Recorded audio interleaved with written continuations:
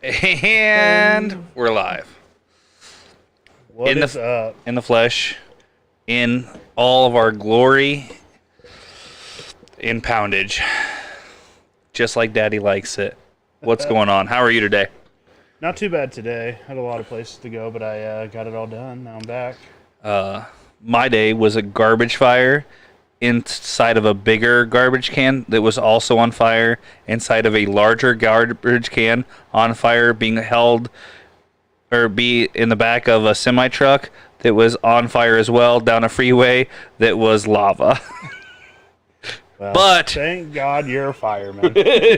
but we are here and we are live and in your What's up, Kenny? in your ear holes. Kenny in here. What's up? How's it going, buddy?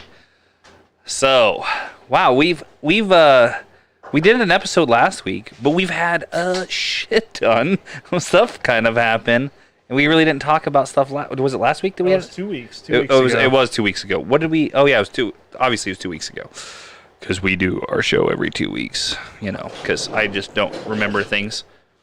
Jiminy Christmas. It's all right. Our not producer is over here tearing shit up. Anyhow, it's we've had an exciting couple of weeks amongst some other things. It sucks because like I've been so busy that I'm sitting here trying to think of what I've actually been doing, and I can't think of a single thing that I've actually been doing. So we got some stuff to talk about. Yard work. We got some stuff to talk about. We do have some stuff to talk about. And then we'll get into some of our news and some of our beers. We're gonna do just so everybody knows, we're gonna do the Bang Seltzer taste off.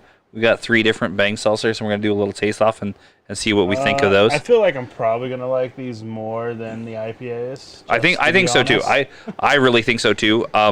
And to be fair, I have had one of these at one time, and it's the flavor that we don't have, and I liked it. And I'm not a big seltzer guy. But we will get into that, and then we have another like surprise one at the end too that we're gonna try to do. So let's Carmen Sandiego's grandma commented. Oh geez, okay. What did she say? Honestly though, if you already accidentally baked a midget, would it be rude to eat them? No. I mean, I don't know. I feel like at that point it'd be... How did you accidentally bake a midget? Well... I mean, I can get a midget baked, but that's not the same thing. I guess if you already baked them, it would be pretty It would be rude. I think it'd be rude not to. waste. I think it'd be rude not to. Yeah. Right? It'd be just like little Do you think? fun-sized Do you candy think? bars everyone still enjoys. Okay, so here's the question. Do you think a midget tastes better or different than a regular sized person? Like, do you feel like?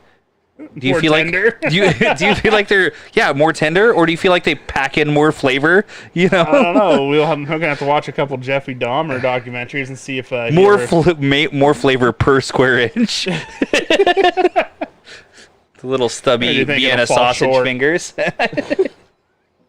That's where Vienna sausages come from, isn't it? We just been lying to ourselves this whole time. Do you remember the cartoon Carmen Sandiego? Though? Absolutely. Like, where in the world is Carmen Sandiego? Yeah, for sure. That is a blast from the past. Mm-hmm. I used to watch that, and then on the afternoons we'd watch Nickelodeon and be like watch the Hidden Temple of whatever and Double Dare and all those. Yeah. Let's just say it. The American Ninja Warrior came from the Hidden Temple. Oh, for 100%. That is where it started. It was a mix of that and American Gladiators. Yes. Oh man, I used to love me some American Gladiators. Gladiators. The '90s were the best. Okay, they really were. They really were. It's been nothing but the best. It's been nothing but downhill since then. All right. For all of you born after 2000, it sucks to suck. Okay, so we, I guess we can get into some of the stuff. I loosely. all that. On all that. Netflix Yeah. Now. Here, Sean Austin. Who was your favorite Gladiator? Turbo, 100%. Turbo was a bad mother. Yeah, absolutely. Turbo. Or there was Was the big black guy, was that Laser? Was that? Nah, that's not right. I can't remember most of that. Yeah, no, Turbo 'Cause was... I didn't have it for like a long time. We didn't.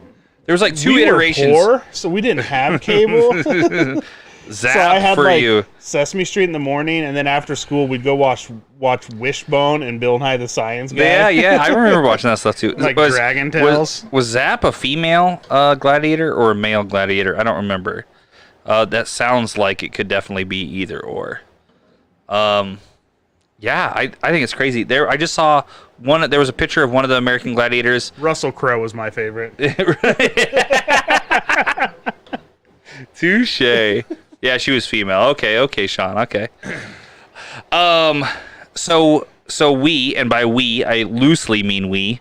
I was there for an hour and a half or something. Processed the cow. You want to fill us in on how that went? How that went for you a little bit, because you did it more than I did. Yes. So Hops and Mash is on over here on TikTok. Oh, what's up, Said Austin? Ice was his favorite. Oh, ice. There you go. There you go. There's nothing in it. Hey, yeah, no ice in there. Yeah. So the cow was an experience. As you guys know, I watched several hours worth of YouTube videos. I went and actually watched them at the butcher shop for like a half a day, like working on the cows and stuff before I even went and got mine. And I've done deer, we've done pigs, and I've been like telling myself I want to work my way up to a cow, but I need a lot of stuff in place. And then the cow just fell out of the sky, and I had to just do it. Yeah, no. It just kind of was like thrown at your lap. I had gotten a phone call, and I was like, you know what? I have a buddy that just spent a gob of money on processing equipment. Let me see if he wants to do that. And to be fair, this cow had reached maturity, was ready to go. Yeah. And meat lockers right now were like a year behind. Like they are so booked up. And so Kyle rose to the occasion. And by Kyle, not just Kyle, Garrison did a tremendous amount of work too. Garrison's another friend of ours, and he did a tremendous amount of work. And I was there for an hour and a half and did next to nothing, I feel like, in the whole thing. That's only fair. We shorted you 2 steaks, and I don't feel too bad about it. No. Well, and realistically, in the grand scheme of things, I knew I wasn't there, and I just kind of made the entire thing kind of like I orchestrated things a little bit. So I was like, if they take a little bit more here and there, I'm not worried about it, because realistically, I mean, I wasn't there. I had softball. We all know that I had softball, so I wasn't there for that. So that's why. But yeah, likely excuse. But yeah. Well, we kind of figured some of the bigger things. Go ahead. Keep talking. No, I can't. You're gonna distract me. It's because these things are supposed to be looped up. There you go. And there's one on the backside. I don't know. Not that it makes a whole lot of difference, but I just was bugging the absolute balls out of me. Yeah, I know, but when you do that, then I can't. No, you're fine. You're fine. Go ahead. Yeah, I know you're trying. It looks like I was trying to finger your mouth. I know. Make me throw up. Make me throw up. Do me. But that first night, we were up till about 2:30, and we finished it though, and that was a lot of the grind. We got the roast, so that was the big portion, and then we waited till the following weekend for the steaks and stuff. And Tyson, who owns the processing plant there in Polk, the meat locker, is probably one of the nicest guys I've ever met. So he was a senior when I was in high school, and honestly, Mr. Popular. He was in Tasha's class, and he was Tyson Glasser. And honestly, one of the nicest guys in the world. Like, when I was a freshman, he didn't treat me bad or anything like that. Like, he was just easily the nicest guy. And we're, we're buds, like we don't hang out a lot or anything like that. But like, anytime we run into each other, he always goes out of his way to come over and talk to me and stuff like that. And so, it obviously super carried nice over into adulthood, because he helped me out so much. Oh yeah, with that cow and trying to explain stuff. He was cool enough just to say, "Hey, hang out in the back with us," and he gave me a knife that they'd been using, but still was a good knife. Yeah, he said use this, and so I'm just phenomenal guy, like hands down one of the nicest guys I've ever met, and it was a absolute joy it never would have been. And the cow never would have went as well as it did without his help. Yeah, no, I think it went really well. We did burgers with it, except for the burgers didn't really want to stick together all that. And I don't know if it's because they're so lean. Grind. Maybe that's it. But I honestly grinding was a pain. Yeah, a little bit. But they were honestly super good. And then I made jerky because Garrison had that jerky mix, and he had like, a quarter of a gallon baggie left or whatever, and he gave that to me. And I just did it on the propane grill. I just turned on one burner, put everything else off to the side, and I did it. And like, I almost have nothing left because it's so good. Like that, whatever that mix or whatever it is that he used, that like the marinade or whatever. Oh, you're talking, so it's Shogun. Yeah, it was so good. Yeah, I got a little bit at home yet too. Oh, it's kind of a delicious soy saucy. Yeah, a little bit. Yeah, it's pretty good.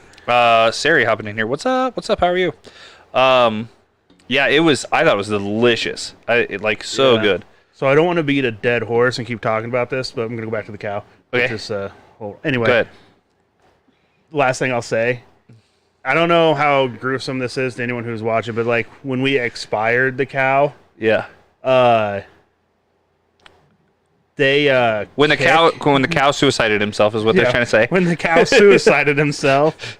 So when pigs suicide themselves, they kick and flop around for a little bit while they're they do. Mm-hmm. Anyway, a cow I assume did the same thing, and this is where like I am so glad that I did it with Tyson, the people who do it on a regular basis, because they expired the cow dropped. And it just laid there, and I'm like, oh, okay, well, that was that. So they opened the gate, and I'm like, do we just, got to hook his feet up? And then, like, 30, 45 seconds after it's been expired, it decides to go on a jog upside down, and is just kicking the crap out of the wall. And I was like, if it was just me, I would be getting my face stomped in right now, because I would have no idea there's a delay. I would have caught every hoof. Oh, man, that's super funny. Well, so there's that we talked about. Softball season's over for me. Thank the Lord, because I love watching my daughters play softball, but this is like 9 weekends in a row. There were softball tournaments and stuff I'm just so over watching softball. I get a little bit of a break, then my daughter's playing high school softball, so then I'll be back to watching games again. But I needed 100%. Cow just needed a buffer. It needed a buffer. I definitely just needed a break. Listen, it was a catastrophe. Yay! There we go. Tina right now is so upset. Why? Because she just heard that. Oh, that's funny. And so she hates when I do dad jokes. Really? Absolutely hates it. Oh. So that's why I do them. So obviously one of the oldest ones in the book, but my daughters hadn't heard me say it, right? We were driving past the cemetery, and I was like, holy moly. I was like, look at that place. That's got to be a happening place. They're like, why is that? I was like, fucking people are just dying to get in there. And they're like, wah, wah, wah. And I was like, yes. I was like, oh, come on. And they're like, that's not even funny. I was like, the hell it wasn't. I was like, I am loving it right now. But yes, I thought it was so good. And then some other news. In other news, at the Horny Gnome household, somebody's engaged. Oh, not just you. I'm part of that. Everyone heard that. Part of that situation. Everyone. So yeah, over the 4th of July, we had a little party over here. We did some fireworks, and we also celebrated Sasha's birthday. She's 75, and and then as her present, 1776 was awesome. It was awesome. It was awesome. And so one of her presents led into this whole thing. So if you're cool with listening to it for a few minutes, I'm going to talk about how we did this. So okay, go for it. So the first present she had to open was just a bag, and I had bought a purple. Her favorite color is purple, and I had found purple ammo cans, like ammunition, like boxes or whatever, at Bomb Guards or whatever. And so I bought a plastic like purple plastic. I don't know what else the hell you'd use it for, but that's essentially what it is an ammo box. And so I had a note in there, and she reads it, and it says to go somewhere else. So then it leads her to another destination. And then she gets there. There was like a purple sweater there, and then another note. So she's doing the scavenger hunt, and the whole time she's just cussing me up. She's like, I'm going to hide your underwear and all this stuff. And I was like, well, that's fine with me. You're just going to wash my jeans twice. I don't know like what kind of punishment you're trying to deal out here. And so she just going, and I have this whole thing on my social media. If you guys want to go check it out, it's on my Facebook. But and so she's going everywhere. And the funny thing is, I made sure to make it to where she'd have to go into the house, and then the next clue would send her out of the house. So each destination had a present. I got her a couple outfits and a couple of like whatever's, you know. And by the end of this, she's Yeah, no, just keep going. do I have one too? You have two. What? I've been staring at You've him been the staring whole at mine. time. I've been staring at mine. And you kept looking over, and I was like, maybe "What are you I would staring try at?" and see if you can keep talking. Oh man, no. So Obviously not. obviously not. And so the whole time she's thinking that it's some kind of a TikTok thing, like it's some kind of a TikTok challenge or some bullshit. And she's like running around, and she's mad because her sister is following around, and like my kids and somebody else following around all around. And she's thinking that we're filming it for like a TikTok thing. It will be a TikTok, but it's not for that, you know. And so the last clue says something about, disagreements and whatever, but we still always find a way to spend time together and always hit the bullseye. So obviously she knew meant we throw darts together, we've thrown Dart League together, we've thrown Dart League with you, but we have our own board here. So she knew it was out here in the garage. She gets out here to the garage, and she looks at it, and she's not noticing anything. She sees darts on the dartboard, but that's all she recognizes. Well, then she looks closer, and I had one of my darts in the bullseye and one of her darts in the bullseye, and it was holding the ring up. Oh, look at that, the double dart. I like that. Right. And originally, then, you didn't think about the two. No, I didn't think about the two. But then I thought a little bit more about it. I was going to do like our anniversary dates, but she wouldn't have. I know in the chaos of everything, she wouldn't have recognized the date. Like she wouldn't have caught that was what it was or whatever. So I just tried to make it like my dart, her dart going together to hold up the ring or whatever. So she sees it, and then at first she's not sure what it is, like maybe thinking it's a promise ring or something like that. And then I'm like, hey, I've been a pain in your ass for 3 years. I want to make it forever. And I get down on one knee and do the proposal. So I say a couple more things. I don't remember what they are right now. But and so she obviously said yes, cried a little bit. I tried to hold it back as much as possible too. I'm a pretty emotional guy, so I kind of teared up a little bit too. But we had a good time, and everybody got to see it and everything. And it went really, really well. So I think we're thinking August 12th of next year. And then so that's kind of where we're I going. thought you were gonna say August 12th of like now next month. No, God, no. Like wow, absolutely not. And then and we haven't really ironed out a whole lot of details. So I have a specific idea, and we're gonna crank it out here on the podcast because I'm trying to sell this idea. Okay. And then white trash bash. Ooh. Okay, but I mean, it worked out once, right? We might as well do it again. And so she's had her So heart. our families could come then. Yeah. She's had her heart set on like an outdoor wedding. She really wants to do an outdoor wedding. I have a thing where I feel like outdoor weddings leads way too much up to like fate or whatever. That like it's gonna rain or it's gonna be too damn hot. And might be. I don't know. Yeah. So August is probably like it's still gonna be hot as balls more than likely. And then but you're leading into there's a possibility it could be cold that day just because sometimes it is, and whatever. So that's not where I'm going with it. My idea, I feel like, is fantastic. So my idea is that we get married at the Grand Theater in Grand Island, and then we have like our wedding invitations could be movie tickets, and then like we could have like themed movie socks and stuff like that. Like the groomsmen can all have like themed movie socks, and they can have themed like garter belts and stuff like that or whatever. I just think it'd be really cool. I think it would really make for some amazing pictures, like because it's an old style theater. It's like it's got a big huge colorful curtain and all the lights shine up in like rainbow colors.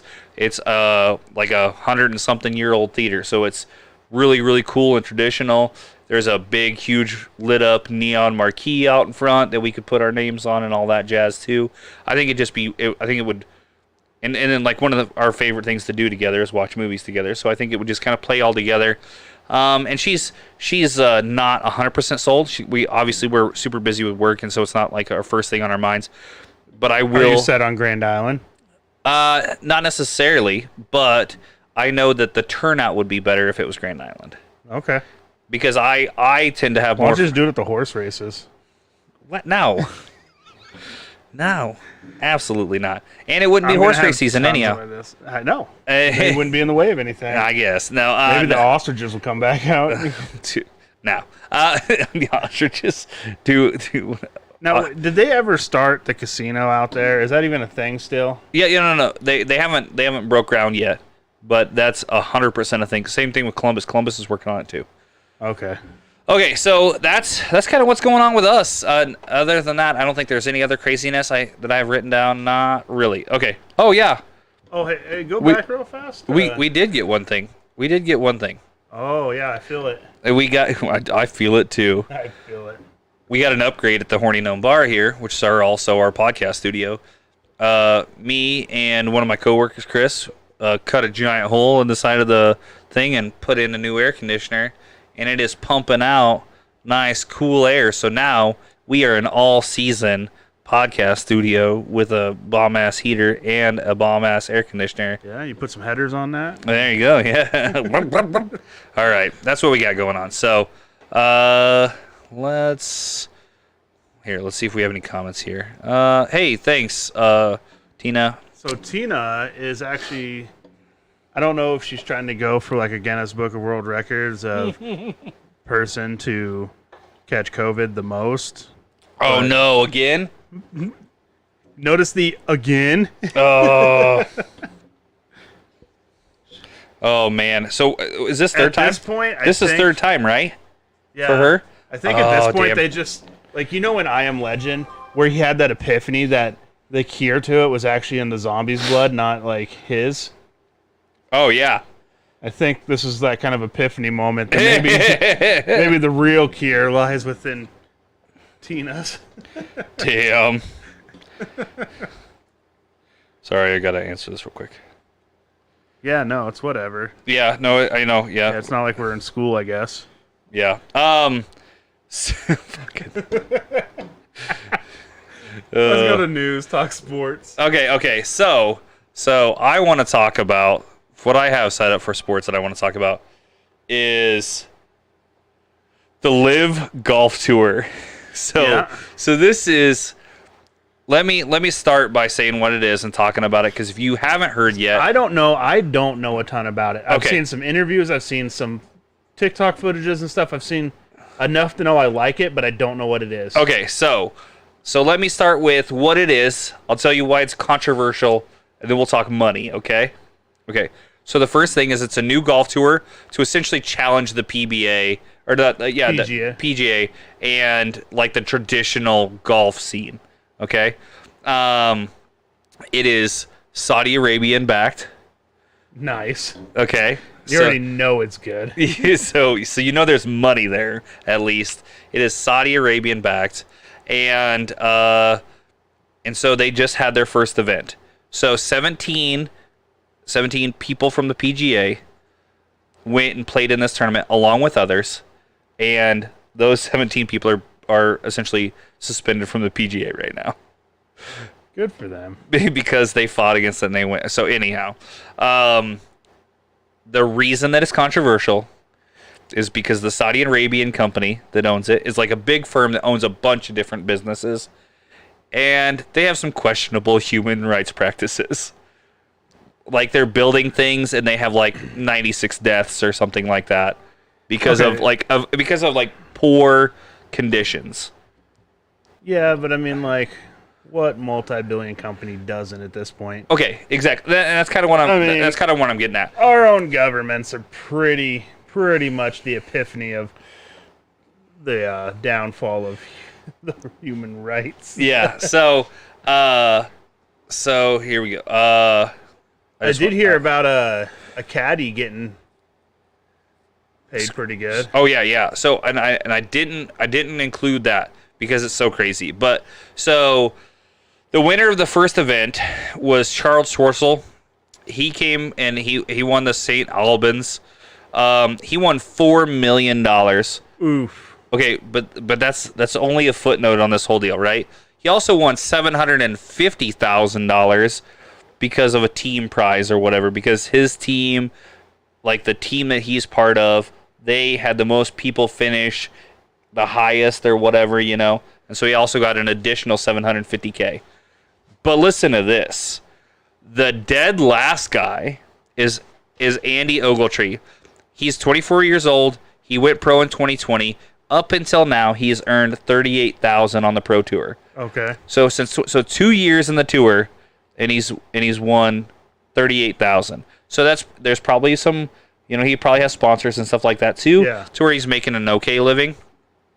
He finished dead last, and he took home $120K. He quadrupled what he's made in the last 2 years in one event.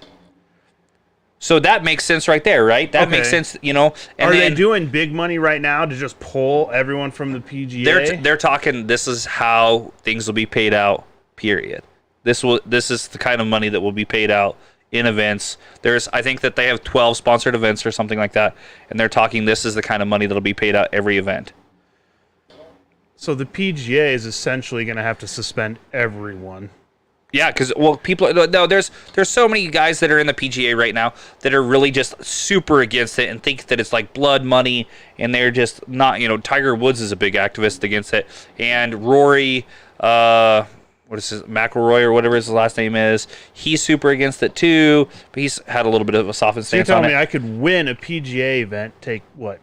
700,000. What do they take on a PGA? Yeah, I don't know what the last PGA Tour. I even like the top guy in the whole thing isn't clearing anywhere close to this kind of money. Like, I mean, sub $1 million. I think like Rory right now is something like $4 million over his career or something like that. Not $4 million in an event. Yeah. Yeah. See, and then so here's I could switch. Here's just a little other thing, right? So. Phil Mickelson, very, very famous PGA golf. Yeah. His just an appearance fee. He didn't have to play. He didn't have to win. He didn't have to anything. His appearance fee was $200 million. They paid him just to show up. $200 million. Gas price is so high right now. This is FU money on a whole different level. But that's Saudi Arabia for you, right? That's what I'm telling you. That's where my gas prices are. Oh my God, it's so ridiculous. So yeah, so that's kind of the long and short of the Live Golf Tour. When's Daly gonna show up? I don't know. Realistically, you think it would be an easy thing. He's so close to the senior tour though right now that I think he's. Yeah, but I don't think he wants to golf with shoes on anymore. He doesn't want to. I watched. So one of the things that I follow a lot, one of the other things that I follow is Country Club Adjacent.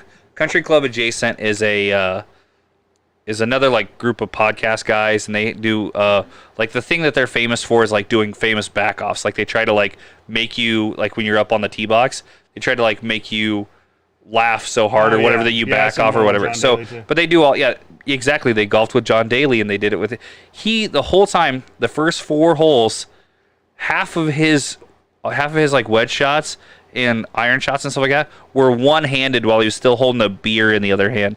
Like this guy is just an athlete on a different level. And I think if he like honestly started taking it serious again. Armchair golfer says that's a lot of beer for $200 million. Right? You could get a few. Oh man. So here we go. Of course, the popular people in the PGA are against it. They are because they are the ones that are making money. Everybody else is not. Right. I aspire to be that kind of petty, right? Yeah, I agree. Their interviews are worth a watch too, though. I can actually watch those ones because they're all kind of complaining about like the angle that a lot of the reporters are taking are like, oh, why are you doing this for the money, and like your morality is low because you're fuck you. Okay, so we're going to pay you $55 an hour to do this interview. Or you can come over here and we're going to pay you quadruple what you made for your entire year last year to do the same damn interview. Miss me with the fact that you aren't doing that. Get your morality, pack it in your fucking pocket. I would be over it. I'm telling you right now, and I don't care how great of a person you are. I don't care if you were a pastor of a church. If a bigger church came in and said, hey, guess what? We're going to pay you quadruple what you've ever made in your entire career if you come over and say the exact same words you're saying over there. Oh, yeah, by the way, it'll probably be to more people. You know what they're going to do? They're going to take that check. 100%. Well, here's where it gets funny is, they're calling it blood money and stuff. Doesn't Tiger Woods have a Nike? He did. A Nike sponsorship. He does not anymore. Nike doesn't sponsor golf anymore anyhow, but yeah. Yeah, but he did. Yeah, well, in Buick, I'm sure there's somewhere right along the lines there, too. I mean, yeah. Well, okay. Every one of their sponsors how has many blood money. how many DUIs does Tiger Woods have? How many, you know what I mean? Like, you're gonna be high and mighty. Moral high ground. Like, literally somebody wore a T-shirt with your mugshot on it to one of the last PGA events, and you're going to talk about morality. Get out of here. How many chicks did you bang in hotels while you were supposedly married, you super moral person? Get out of here. I'm not buying it. I'm not buying it. Oh, somebody just followed that Dad 90. What's up? Thanks for the follow. Thank you. That's awesome. I appreciate it. And you know what? That's what I probably watch live. Or is it Live? Live. It's Live. Liv.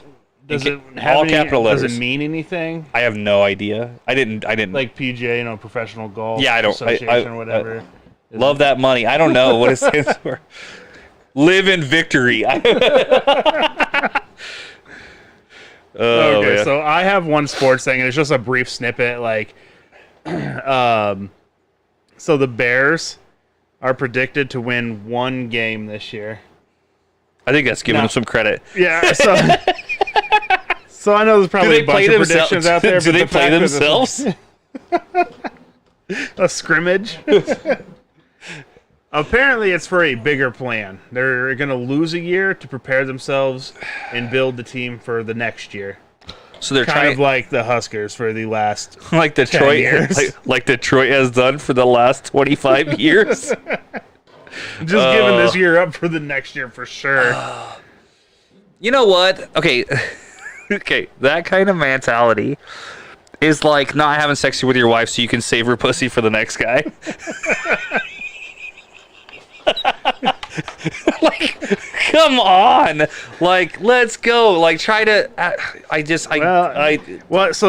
think they're looking at the number one overall in draft. They're going to contend for it. Yeah. I can't remember who it was either. This year, I don't know who it's going to be either. But think about how crappy he must think right now. Like, I made it to the pros. Yes, I'm doing it. I don't want to go to the Bears. We're expected to win one game. Get out of here. All right, let's get into a beer. Do we want to start with the seltzers? Oh, okay. So we're gonna start with the seltzers. This is a Bang Mix MIXX hard seltzer, 5%. This is Purple Kittles. That sounds inappropriate. But it is what it is. I do want to thank Kelly Bant for these. Kelly is my old supervisor. He doesn't work for us anymore, but he did help me out with these. I went ahead and he got to try some of the Mountain Dew seltzer things that I had, and he traded me for some Bang ones. So he's a big Bang energy drink guy. And so he ended up getting these. I'm not an energy drink guy at all. I don't drink energy drinks. At all? At all. Oh, man. I drink at least one, usually every day, Monster Juice. And I don't even know the flavor. I can't tell you what the flavor is. I can tell you that it's a blue can with like tattoo art kind of on it or whatever. Okay. Like it's blue and orange. I can't tell you. I just know that I like it. So I stayed away from it. So I'm gonna throw this at you. Okay. I was diagnosed with paroxysmal supraventricular tachycardia. Okay. And That's the heart stuff that you... Yeah. So every now and then, my heart, like, there's actually an abbreviation for it. Like, So no cocaine for you. Got it. no, I had a surgery that Oh, yeah. fixed it. Yeah. But So now you're good. Now you can go Scarface. Got it. Okay. But anyway, all it is like they told me non-life threatening, wasn't a big deal, but my heart would go from like just regular 70 Yeah. to just 160 for no reason at all for like 30 seconds. And they kind of associated that maybe caffeine or something had something to do with it. So you've been... So I've just always stayed away from energy drinks. Yeah. They're expensive. I didn't always like the taste, and they didn't do anything for me, so I didn't care. Oh, okay. Okay. Fair enough. All right. Here, let's try this one. This one was Purple Kittles, right? It smells like... Smells like a Skittle or something. Like, it smells really artificial, though, doesn't it? It smells like the toothpaste or fluoride that you get at a dentist. Oh, yeah. Maybe a little bit. There we go. Here, let's try it.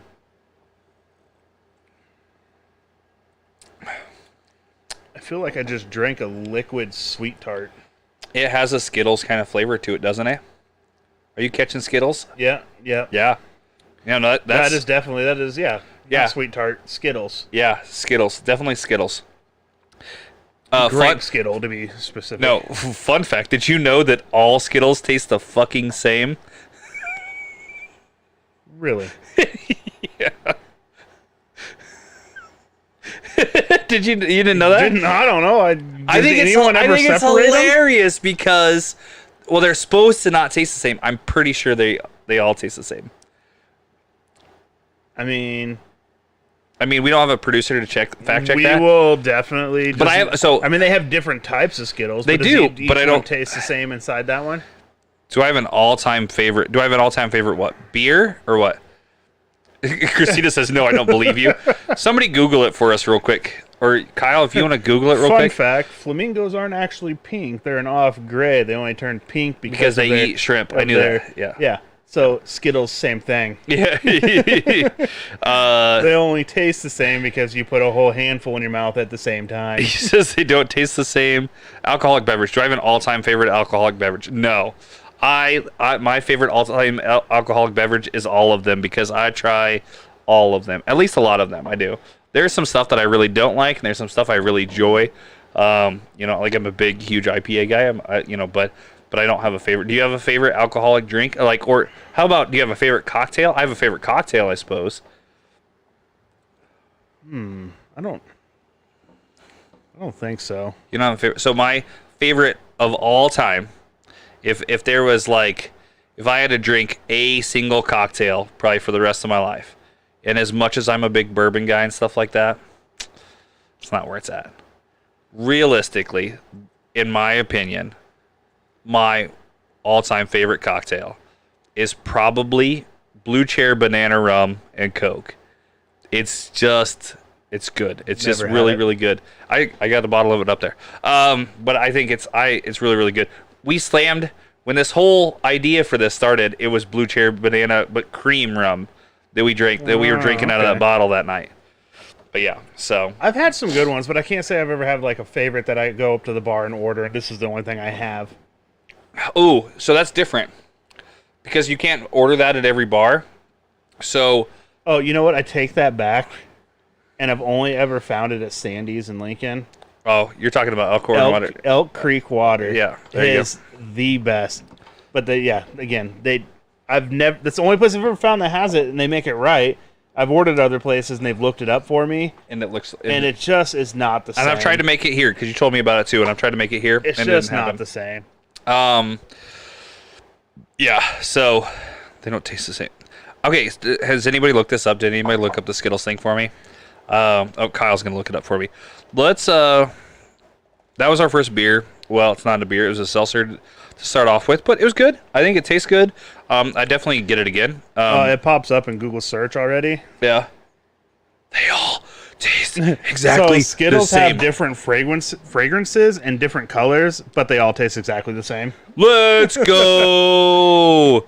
That's right, baby. They all taste the same. I told you. Here's a fun fact. I have an employee who separates his Skittles because he thinks they taste different, and they fucking don't. And I proved it to him, and I told him, and he goes, "No, they taste." He goes, "They taste different to me." I go, "Well, you're wrong." Well, now you have evidence. But that is like the 10th F-bomb. Okay, all right. I will. Sorry, guys. I'm trying my best. I'm trying my best. I'll chill it out. He's a work in progress. We're trying to appeal to a broader audience, and my mouth gets I keep hitting this and messing my mic up. Oh, really?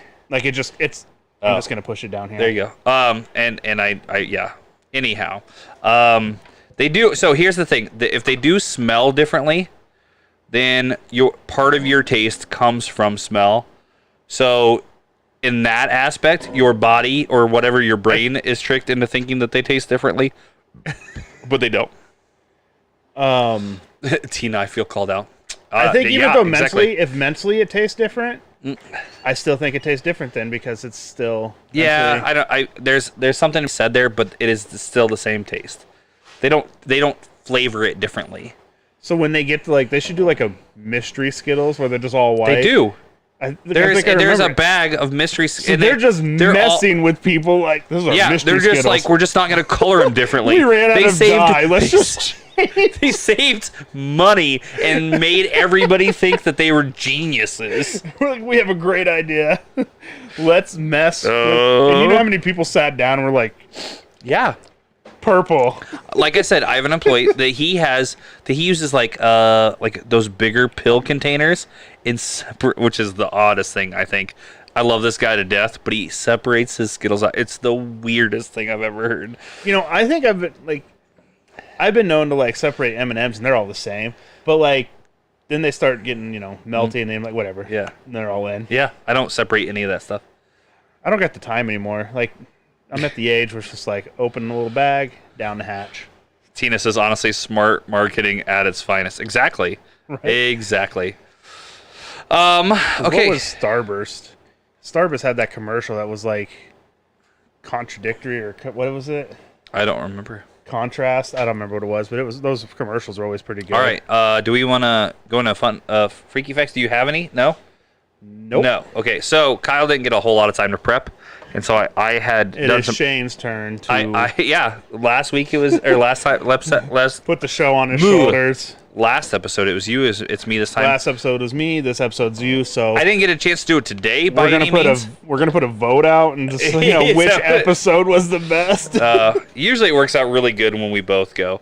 But so because of the live golf thing, I did fun facts or freaky facts or whatever you can call about golf is what I did. So I'm just gonna run through some of these.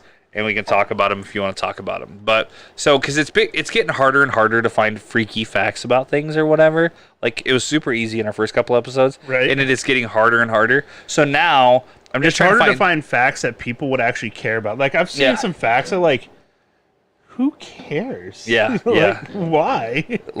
That's not even a tarantula's ass has 25 hairs on. Okay, cool for him. Yeah. So what I've been doing is I've been finding facts out about certain subjects, and then that's what I did music one time, and so I can appreciate that. So here we go. So golf was invented in 1457 in Scotland. Okay, I knew it was invented in Scotland. I obviously didn't know the timeline. Yeah, it's been around for a minute. They actually would go out and make their own clubs out of sticks and stuff, and I can't remember. Okay, I assume they used a rock or something. No, I'll tell you what the first one was made. So here's the next fact. The next fact is that women's golf wasn't played until 1811 in Scotland. So there's damn near 500 years of no, I don't think so. You have a vagina. That explains why they're still trying to catch up. So the first balls were feathers. Some guys are trying to help them out, switch sides. And right? The first balls were leather, or were feathers wrapped in leather because they flew further than even balls that they had used after the fact. The first ones that they were feathers wrapped in leather. So super, hard on the outside, but super light on the inside. Makes a lot of sense. Have you ever played vintage baseball? What do you mean? So when baseball first started, they didn't have gloves. They just used their bare hands. Okay. And so the ball was, that's why I picture the ball kind of being the same. It was like a leather, and I don't know what was on the inside because you would hit, and it was hard, but it was soft enough where you can grab it with your hand. And then, like in vintage baseball, if you catch it after one bounce, it's still out. So weird. But I've played that a couple times, and it's really fun. But the balls that kind of sound like this is weird. They're just really they're soft, but they can hard. I don't know how to explain it. Weird. Okay. So golf is the only sport that's ever played on the moon. Alan Bartlett Shepard Jr. used the 6-iron to play golf on the moon. And then here's the one that really got me. The world's longest putt was 375 feet. It sounds like it'd have to be a chip. I mean, how do you putt it that far? It'd have to be. I mean, you'd have to wind up and just. Well, yeah, but it'd also have to be just the flattest surface. So I've seen a couple things where like at basketball games, they'll have like a only so wide hole on the other side of the thing, and you can win so much money if you putt it through that hole. And I don't know how many feet. What's the average feet of a basket? 125-yard putt. Yeah, that's over a football field. So that'd be that's a ton. I'm pulling out my 9-iron at 125 yards. Okay, but if it was a glass smooth surface, essentially that's what it would have to be, right? I mean, they must have specifically made this green. Or downhill. Yeah, but they would have to specifically make this just for this putt. Yeah, I don't know. I'm interested to look into it further. I didn't look into it. They probably did it on like a basketball court or something. That's what I'm saying. You have like at basketball games, they have a thing where if you sink a putt from like out of bounds to out of bounds through like a little whatever, then it would be there. You know what? Do you have another fact off this? Because now I'm going to talk. No, you're good. You're good. I just thought about it because I do have one random fact here. Okay. About they had to have putted off of something specifically for this. Yeah. And a few episodes ago, we actually talked about how the Guinness Book of World Records started, was just a bunch of guys arguing in a bar. Yeah. About certain things. And I think of this one where, sure, you hold the Guinness Book of World Record for the longest putt. Yeah. But it's meaningless because it wasn't like a real game or whatever. You didn't do you just did it for the paper. Yep. And that's where I like this one. Man earns world record for memorizing a deck of cards underwater. Yeah, what does underwater have to do with any of it? Yeah, like the fact that you can memorize a deck of cards in and of yourself. Like he saw a deck of cards and then put it back in the order that he saw it. Okay, but if you have like an eidetic memory, it's not that hard to do. Yeah, but if you do it underwater, so like there's probably one guy who's like, I have the most memorized breathing air. Yeah. Yeah, I have the most memorized underwater. That's now the guy who breathes air is like, I'm gonna hold my breath and go do this. grab another beer to try. Oh yeah, no, 100% I'm with you on that one. There's all kinds of did you ever watch? Were you a fan of Robin Big back in the day at all? Did you watch that a little bit? Oh yeah. So, did you remember that they had like an episode where they set like 13 world records or something, and they were just the stupidest, whatever, like I'm sure like I could set a world record like the most time spent jerking off or something. I'm sure there's a record out there I could beat, and there's someone out there who beat it already. I bet I know. Well, I know there is. But I'm sure there is. There's people that go out. They're like, hey, there's no record for this yet. That's so yeah. The world record for the most blades of pick by hand in 30 minutes. Blades of grass or something. Yeah. Then someone's like, oh, I could beat that. So they're out there picking. It's like, it was never a world record until someone's like, I just want the world record. Yeah, it's stupid. Then there's one guy who's like, I want the world record for the most world records. The most single shaven chest hairs. Okay, so next up is the Bang Mix Hard Seltzer Pina Colada. Okay. Yeah, we'll see. I don't know if I like this one. I have a feeling I won't either. Jiminy Christmas. All right, here we go. Sample, sample, sample, sample, sample. There you go. All right. Yeah, I have a thing about useless world records too. I think I'll read them and I'm like, why? But what? Right, Like, why? what are you doing with your life, man? Like, for real.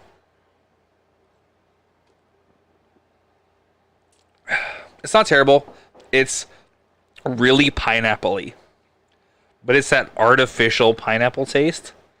And I'm not a big fan of artificial pineapple taste at all. I'm not digging that one at all. It tastes like a pineapple candy or something, maybe. It's just a little too sweet. I'm not digging it. I mean, I'll drink it, but I'm not a big fan of that one. Well, let's see. We've gotten that. We got news stories. Do we want to do news stories next? Is that what we're getting into? You know it. Ooh, okay. So I got some cool ones, and we're gonna talk about this one. Okay. Because if I had FU money, 100% I'm buying this. Okay? A 76 million year old dinosaur skeleton is being auctioned off in New York City. Okay. So it is a fossilized skeleton of a T-Rex relative. So it's a smaller than T-Rex that is 76 million years old. And it's being in this month, and it's being auctioned off. It's called a Gorgosaurus skeleton, and it's being sold. The pre-sale estimate is $5 to $8 million. $5 to $8 million. I'm buying a dinosaur. If I had that kind of, absolutely. Can you imagine walking into somebody's house and there's a damn T-Rex skeleton on your like foyer or whatever? That's Let's my gorgeous T-Rex. Yeah, Gorgosaurus. Oh, you mean you don't have a T-Rex skeleton? Oh, that's too bad. You know. I'm gonna go back to my place and see my gorgeous. Oh man, you want to see the biggest bone you've ever seen? Hey, This is my Gorgosaurus. All right, have a good day. Bye. see yourself out. Cab's here. Oh man, Got this at auction for $5 million. bought it on Target. It's on sale. Oh man, and then Don't mean to toot my own horn. But here's how I would make it worse, and I would be that guy. Not only would I have a T-Rex skeleton, I would dress it up for every damn holiday. Like tuxedo. every holiday. I don't remember what it was, but there's that house that's in Central, that big yellow one, and on the front of it, it has two lion statues on either side of the stairs. Yeah. They had dressed up the lions for the 4th of July with like American flag like party hats and everything, and I'm like, oh, I want them to decorate those lions every holiday now. You know what I love is those people though that like see pictures like, you know, some artist's picture that's been lost for 60 years or 100 years has been found, and they're gonna auction it off, and they're like, it shouldn't be auctioned off. It just needs to go to a museum. Like, get out of here. If the museum wants it, the museum can show up to the auction. Right? Bitch better have my money. I'm not just going to give a $10 million item away because Right. it's historically relevant. Like, listen, they can have it from whoever buys it from me. Right, if they want to be so gracious Right. as to offer it to a... Like, the good news is, if someone spends $10 million for a painting, they're probably not going to light it on fire. It'll probably go to auction later or something. Yeah. So I can give it to a museum for free where everyone could look at it. Yeah. Or Oh. I could sell it for $10 million. I could never worry about money again in my life, right? So, do you have news stories or no? No? Okay. So, a man in a wig, dressed up like an old woman, was detained after throwing a piece of cake at the Mona Lisa painting. So, the Mona Lisa painting is obviously behind glass and everything like that. It's a crazy, historical document. Or not document, a painting or whatever. And so this man was disguised as an old woman in a wheelchair, threw a piece of cake at the Mona Lisa in Paris. He screamed, "Think of the earth. There are people out here who are destroying the earth. Think about it. Artists tell you, think of the earth. That's why I did this," is what he said. So he ended up being detained and sent to like a psychiatric hospital. Because he's Sounds like he's part of the A team to me. Your mission. He might be onto something. If you choose to accept it. Oh, man. Yeah, Strikeout Beer in the house. What's up? What's up? Oh, man. So, yeah. I watched their podcast a little bit the other day. It's pretty good. Yesterday?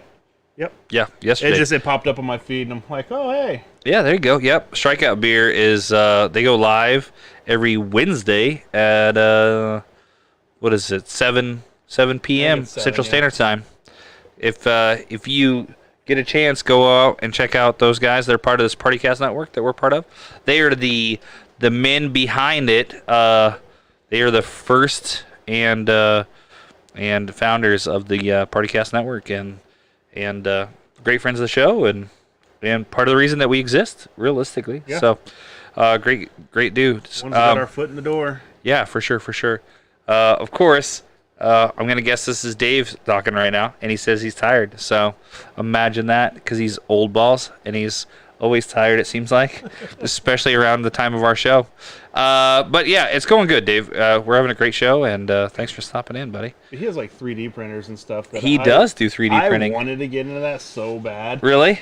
And then I started looking at stuff, and I'm like, my wife would make me throw it all away. Like, I would make something cool, and she would just throw it away for sure. Like, I don't know what. I mean, he's been he's been doing it probably about. I think he's probably been doing about 6 months. No, he's probably maybe a little bit longer than that. So he started out with obviously little figurines and busts and stuff like that. But now he's doing some cool stuff where it's 3-dimensional, but it's like a 2D thing too. So something he's been doing lately is pictures that are 3-dimensional, like they have some depth to them, but they're a 2D image. Yeah, I've seen. Yeah. And so he did one the other day that I thought was really cool, because it was the head and a shoulder of Spider-Man, and then it's filled in behind it. So you get to see through where the webbing would be and stuff. So you can still obviously see the silhouette, but it would make, what he said is, it would make a really cool backdrop for a shelf. You could use it as a backdrop, and then you could have your Spider-Man Funko Pops and stuff like that in front of it or whatever. I think it'd be really cool, like a display shelf kind of deal. But then I started looking, and I'd either have to just take or steal or buy other people's. You can go on Thingiverse, and Thingiverse has just about anything you can think of. So, and then you can go in there, and you can get those files, and then you can modify them, make them bigger, smaller, whatever. Yeah. See, I looked into it. I've looked into a few, and it was all because I seen some stuff on TikTok. And I'm like, I want one of those. Yeah. I have no idea where I would put it, and I know my wife would yell at me every night about it. But I want one. There's and a great thing about 3D printing is there's really two big facets of it. There is useful items that you can make, and then there is just knick-knack paddywhack kind of stuff that you just think is cool. Little figurines or movable. Pokemon or whatever, there's all kinds of things. There's also, I would use it for evil. So there's also a different side of 3D printing where you make, essentially it would be like a mold. You would make something, and you could make a mold of that thing, so you can make it in another material. Are you talking about a Glock? Or some of that, or say something tentacle shaped. That you make a mold, and then you would essentially fill that mold in with silicone, and you would make a tentacle, a phallic shaped tentacle, kind of, you know what I mean? There's bath toys, yes. Bath toys. Suction cup bath toys, exactly. And so there's all kinds of different sides to the toy aisle. There's all kinds of different sides to the 3D printing realm. Your imagination is your only thing holding you back on that one. So, but yeah, so that's what we got going on there. And then here, I think I got one more. Okay. Florida man, obviously, tries to flee deputies on a riding lawnmower.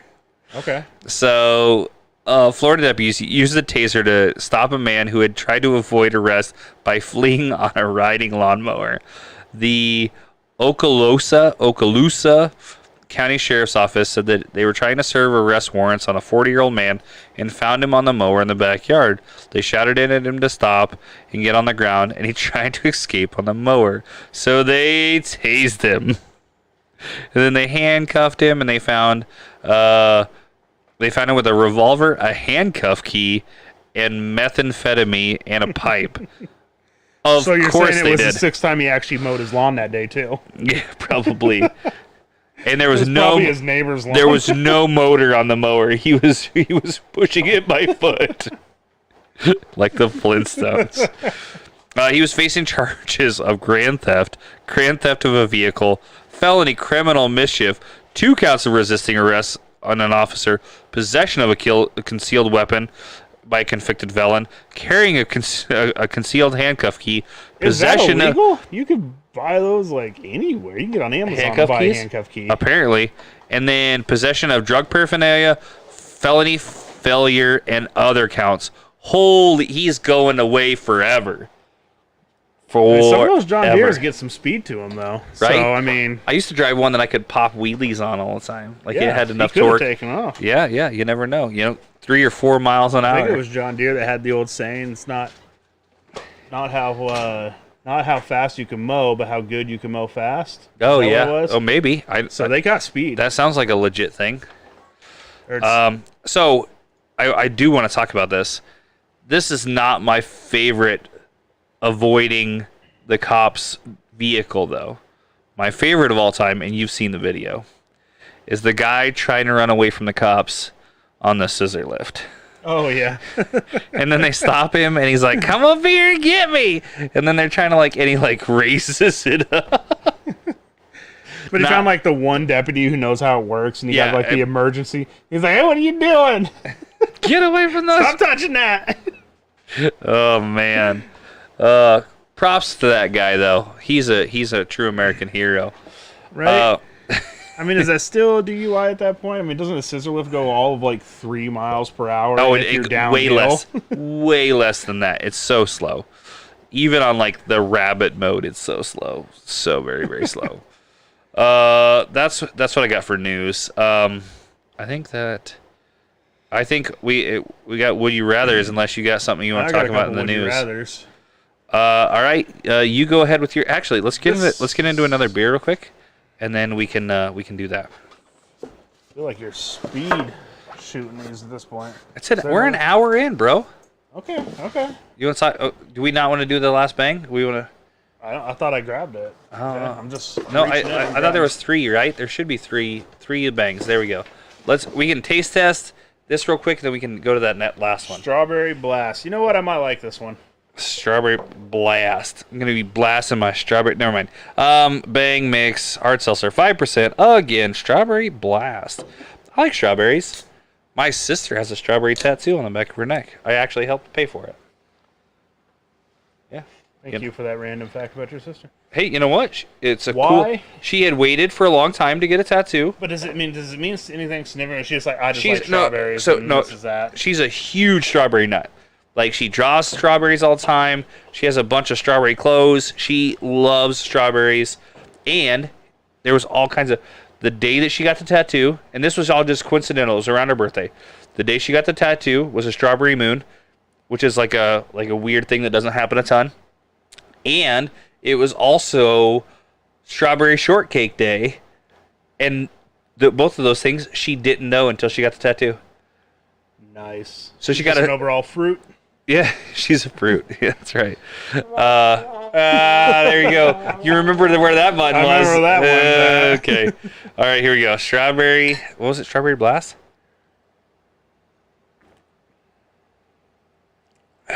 I'm kind of disappointed in that.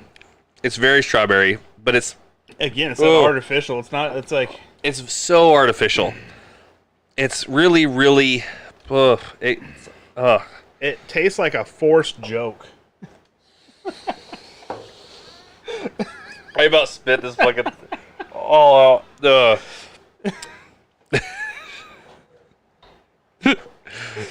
It tastes like a strawberry, Jolly Rancher that's melted down into all it is Strawberry Jolly Rancher or something. Ugh,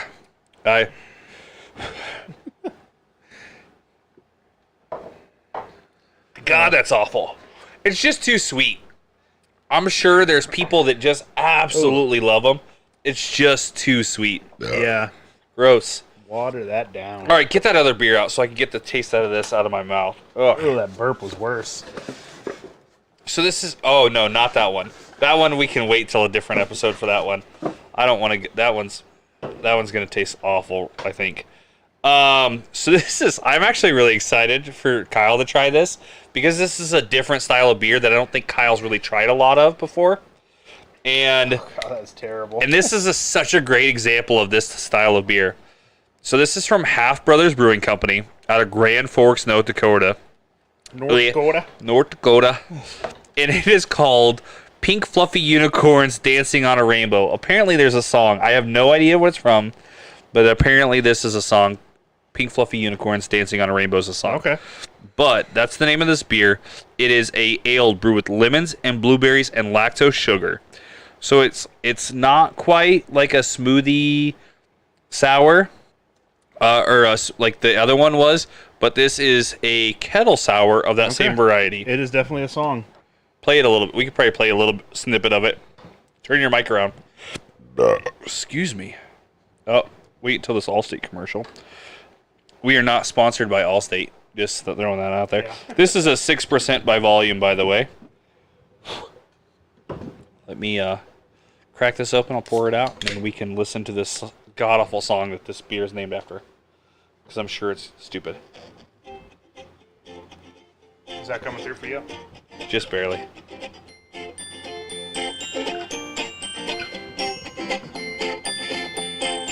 We're waiting right now still. Big fluffy unicorns dancing on rainbows. Big fluffy unicorns. Okay, I think that's enough of that. I don't know what it's from or anything, but... Oh, skip the chorus. Please use one word to describe the texture of their magical fur. Jeez. Smile! Yeah! Okay, that's enough of that. Hopefully the beer tastes better than that. Wow, that was god-awful. Okay, here we go. Here's the People that beer. are in those videos, that make those videos, I wonder if they hate themselves as much as everyone else does. I would hope so. You know what though? Okay, so here, that's something like that is right along the lines of the Wiggles, right? Yeah. Those guys do sold out shows, and their ticket prices are ridiculous. I don't think they feel too awful about themselves. I hated Blippi. Could not stand it. I thought, what is this guy doing? Does he not have any respect? And then I found out he makes like $10 million a year, and I'm like, I'll shut my filthy mouth. Right? I'm sorry, sir. Right? You do you. Tina hopping in here sounds like a Charlie the Unicorn wannabe, right? I agree. All right, here we go. You ready for this one? Yeah, right? So it's got a nice little fruity, kind of twangy like start to it. All right, here we go.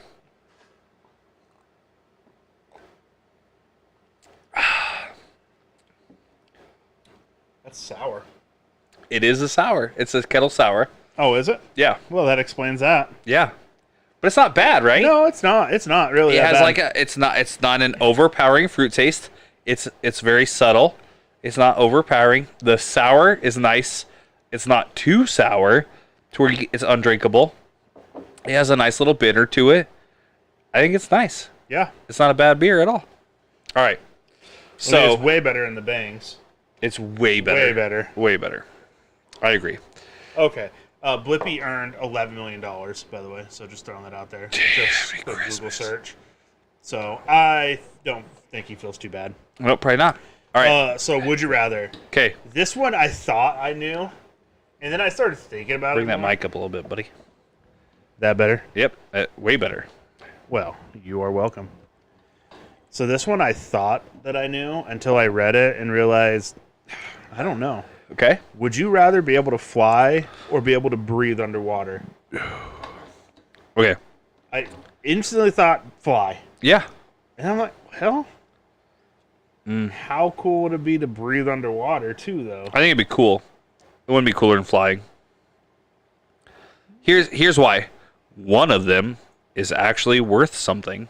Like breathing underwater, number one, the human body can only withstand so deep, right?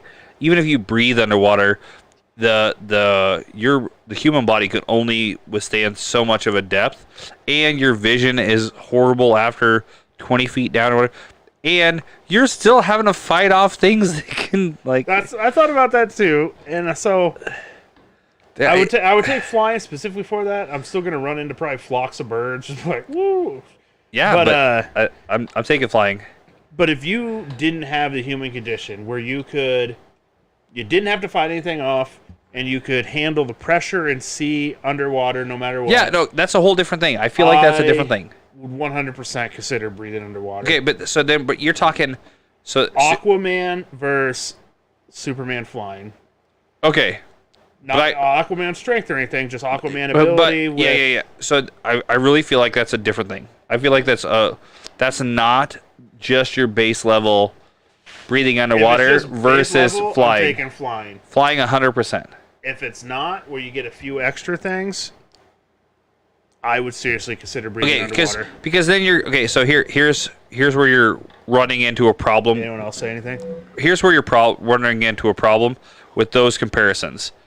Be like Kevin Costner in Waterworld. Absolutely, Sean. Nice little callback. I completely forgot about that movie. I love that movie. I loved it. I loved that movie. Okay, fun fact. The first time I ever seen that movie was on Laserdisc. Do you even know what Laserdisc is? Are you old enough to know what Laserdisc is?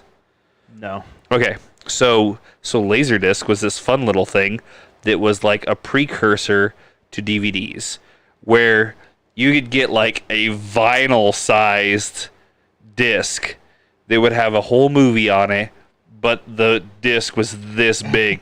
So like you would input like a record size DVD into a player, and it was called Laserdisc. I wish we'd go back to that. Stop losing all my DVDs. Wait, you still use DVDs? What are you, from the Stone Age? I haven't used a Blu-ray or a DVD, and I couldn't tell you how long. I remember being in awe of the PS1 and how it worked. Oh, I remember just wondering, like, what? I worked the graphics in this are so awesome. I worked my tail off one summer. My dad was part of a roofing crew, and I worked all summer with this roofing crew, doing things that there is no business having, like a 10-year-old kid or whatever I was at that point up on these roofs and things that, like, I had no business doing any of this stuff. Like child labor laws through the just ridiculous. But I worked all summer, so my dad would buy me a PS1. Like, he played you, man. They were super expensive back then. They were ungodly expensive. A whole summer's worth of. Oh yeah, all summer, so I could get a PS1. And it was like, back then though, when they first came out, they were like $400 or something. They were ridiculous expensive. They were really pricey. And I remember getting it because when we first got it, we got the PS1, and we got like, what was the two games? Like Battle Arena Tishiden. Do you remember that at all? That fighting game? No. Oh yeah, the robot one. No. Oh no. The Battle Arena Tishiden was like a regular fighting game, but it was like the very first game that came out on PS1. I remember watching Sonic on the PS1. No, that couldn't. No, that would have been Dreamcast maybe or something. Yeah. I don't know what I watched then. But yeah, so we had a PS1, and we played that a lot. We played Gran Turismo, the very first Gran Turismo was PS1. We played that a lot, and Wild Arms, which was probably from something else beforehand, but Wild Arms was kind of like a team version of Zelda. Okay. Very, very cool game. Do you remember Driver? Yeah, but Driver would have been like PS. Mode. Driver would have been like PS2. PS2 probably. They had like survival mode. And you had to like last as long as you could against you had to run away from the cops. Yeah. And dude, my dad, it was the and my brothers would play that so hard. It was the precursor to GTA, Grand Theft Auto. Yeah. It was well because you had Need for Speed 2 came through about that time. Oh yeah. The Burnout. original Need for Speed series was so good. So good. So good. Yep. You know what I hate about video games today? The fact that every time you turn on your freaking system, you have to do an update. I'm Yeah. over that, by the way. Yeah, that sucks. But I can't have you over at my house and play a game with you. There's no split screen anymore. Almost none. It's all each have to have a console. You've got rid of the social aspect. I used to play we'd have sleepovers and stay up all night playing Medal of Honor. Oh yeah, and 007 yeah. and all that. Oh yeah. You just stay up all night playing with your friends. That was the best time in history, and they've gotten rid of it. There we go. I just want to suggest this, just because this was thrown out here, right? Just because this Kevin Costner in Waterworld. By the way, Waterworld, I believe, is available on Netflix. I have watched it not that long ago, but I just kind of came up with it, and I kind of want to talk about it. I want to have a segment on the show that we start where we revisit something from our past, like when we were younger, and then talk about it. So pick. I don't care what you pick. I don't care if you pick. I'm gonna run out of stuff in 2 episodes. Get out of here. I just want you to go back and watch a movie that you haven't watched in a long time. Just, you know what I mean? Something from your childhood, and revisit it, and then we'll talk about it. Do you know what I found out? A throwback segment or something. The Teenage Mutant Ninja Turtles Okay. was created as a joke. Yeah. It wasn't actually supposed to be anything. They made it, and there was one that had actual guns, but then they thought, oh, it's too violent, so let's make them ninjas.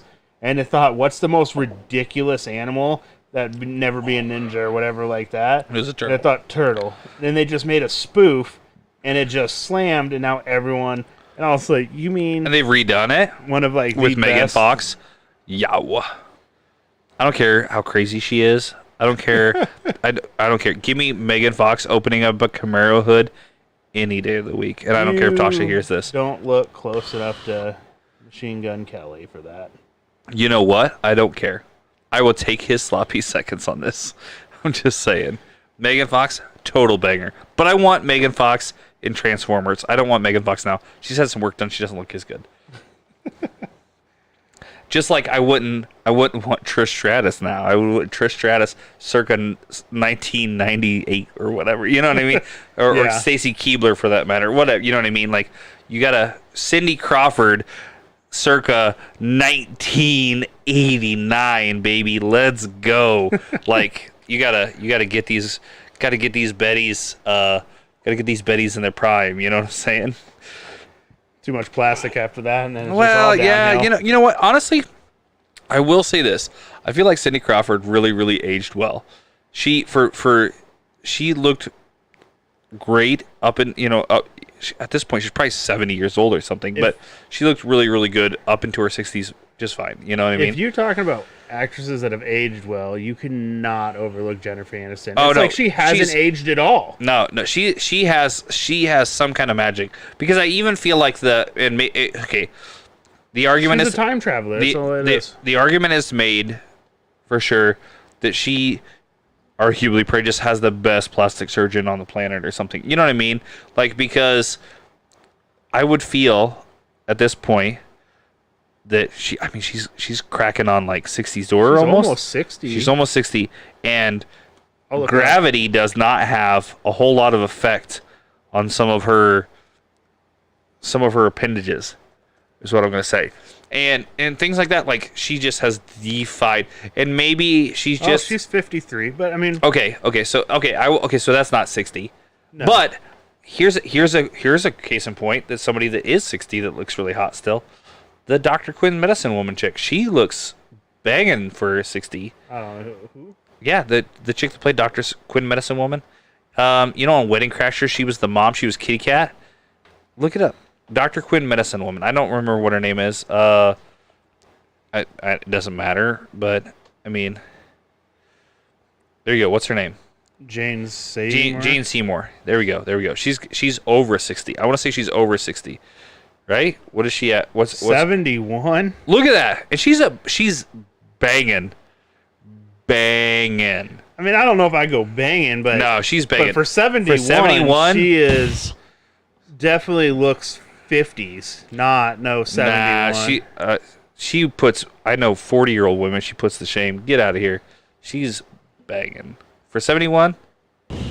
Get out of here. Tom Cruise puts me to shame. It has nothing to do with age. Yeah, and he's in his 50s.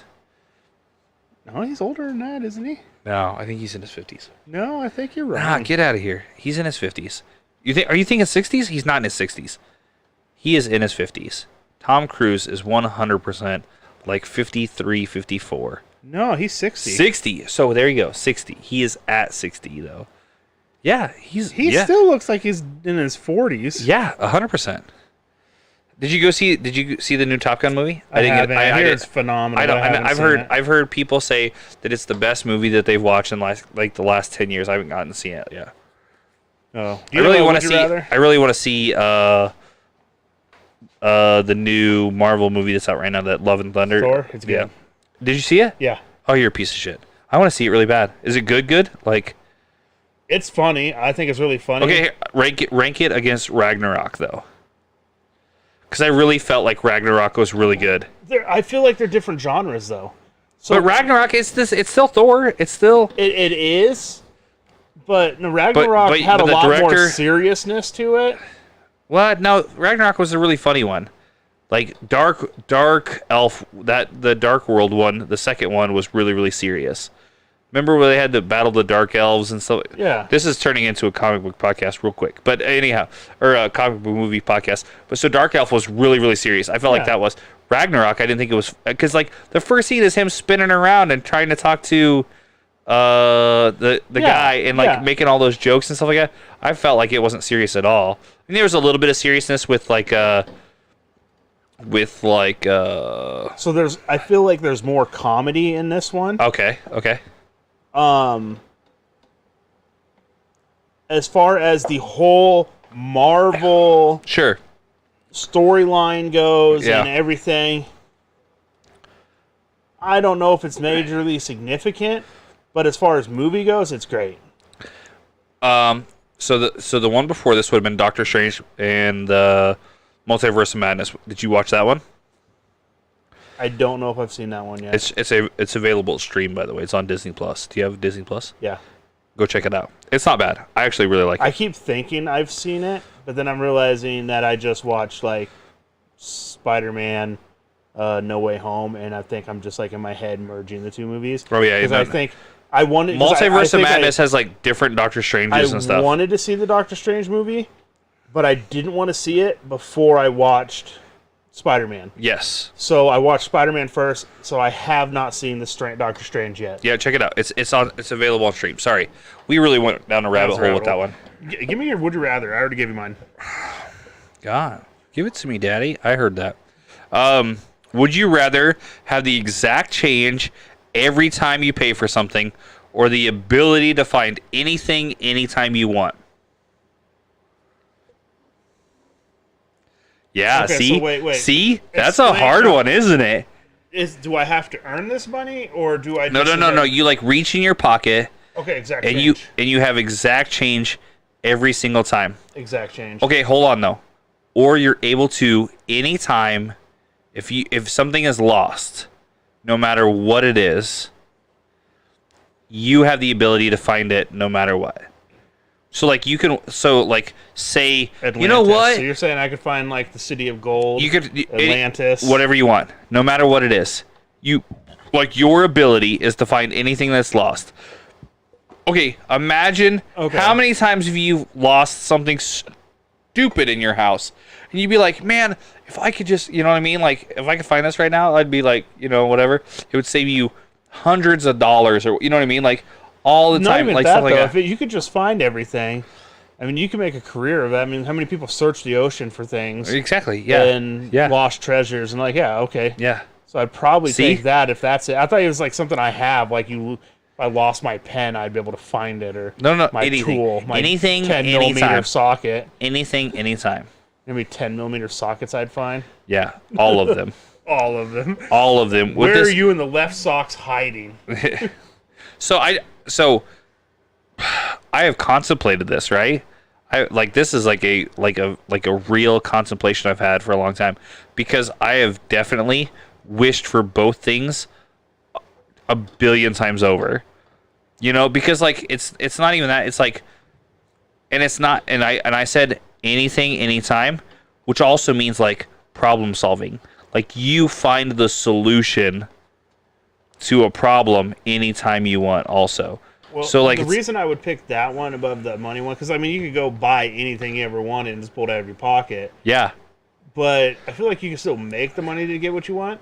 But I feel like there's more adventure into finding things. yes, but keep this in mind. It's never lost to you. So nothing is ever lost to you. So you essentially have the answer for everything.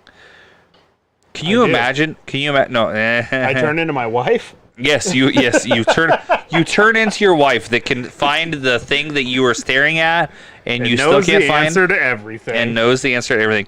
Yes, but so it's really catch-22, right? Because you could buy anything, right? If you essentially had, you could be Elon Musk. Oh, I lost that. Don't need to find it. I'll buy another one. I think you would lose the adventure. Because you would know where everything is. You would never have it would never be a challenge. You would just know. So, but then but the money thing too. It. Like just knowing where it's at's one thing, but then like, yeah, it's over in Central America. Okay. Yeah. How about we travel to Central America and go get it? Yeah, but then you'd be like, oh man, I can't get there. Oh wait, you know what? Hey, Captain, I found your keys for your for your plane or whatever. I think you'd lose some of that adventure. But then again, paying for everything out of pocket and having perfect change every time, you would lose like the value of money too. So like you wouldn't care that you could buy this, because at that point I feel like you would get bored and you would like start. My house would be filled with so much crap. It's not even that. You could buy any house you wanted because you'd be able to pay for it with exact change if you pulled it out of your pocket, right? So like you would lose the value of money. So what would you do? You start stealing stuff. You'd start, you know what I mean? Because like you would lose that sense of adventure. But you'd have the money to pay for your bail. Yeah, but I don't know. It's really hard one, but to pick between the two, in my opinion, because you really do. You would lose with each of those things. You would lose the value of what it is. So if you had exact change, you would essentially lose the value of money. It would not be important to you anymore, because you would just be able to. Same thing with like if you found everything, then looking for stuff wouldn't matter anymore. You just be able to find everything. It would, like, you'd have no challenge to it. It just would become bored to you. It's a weird conundrum. I do pick finding everything. That would be the one I choose as well. But I think it's crazy. I think it would be. It's unique. It's a weird conundrum, and that's why I picked it. Go ahead. Would you rather be brought back as a dog or a cat in your next life? Oh, Jesus Christ. I hate cats so much, it's not even funny. All cats are drag queens. Here's the thing. I don't like cats either. But I'd rather be a cat than a dog. Because of life expectancy or what? Well, that's one portion.